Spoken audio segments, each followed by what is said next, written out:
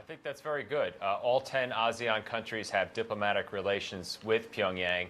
And in the cases of 4, the relations go pretty deep. Myanmar still has leftover military ties from the junta days. Laotian flags are often used on North Korean vessels to camouflage the true identity thereof. And in particular, Thailand and Malaysia have allowed or looked the other way with burgeoning underground North Korean business networks in each country going on for years. In fact, the Air Koryo, the national carrier of North Korea, actually flies to KL in Bangkok on regular schedules. They operate restaurants, they send labor, they're diplomats engaged in smuggling illegally in both countries, and they also run tours to and from. So there are a lot of ways to cut funding streams across Southeast Asia for the Kim regime. With these kinds of high-level summits, Sean, it's very difficult to predict behavior, but does it signal at least that Washington recognizes that ASEAN is going to be key to countering North Korea? Let's remember that this meeting was requested by the ASEAN countries a few weeks ago just to make sure that the Trump administration was engaged in the region. It's become about North Korea, but that wasn't the original reason for the meeting. But as the Kim Jong-nam killing has shown in KL, there is a tremendous North Korean underworld very active in Southeast Asia that has come to the administration's attention through the UN panel of experts and sanctions.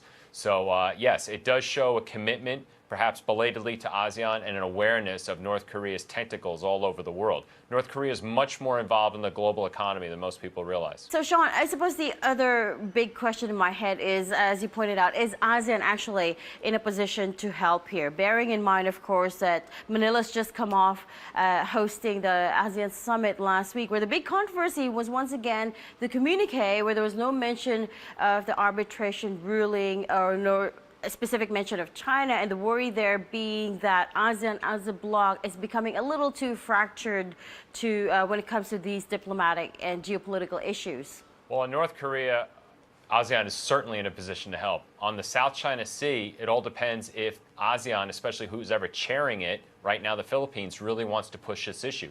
Laos and Cambodia have always been seen as Chinese client states or plants within ASEAN. There's a danger under Duterte of Philippines becoming a third Chinese client state within ASEAN, as President Duterte himself said it was helpless to press the South China Sea issue at last week's summit.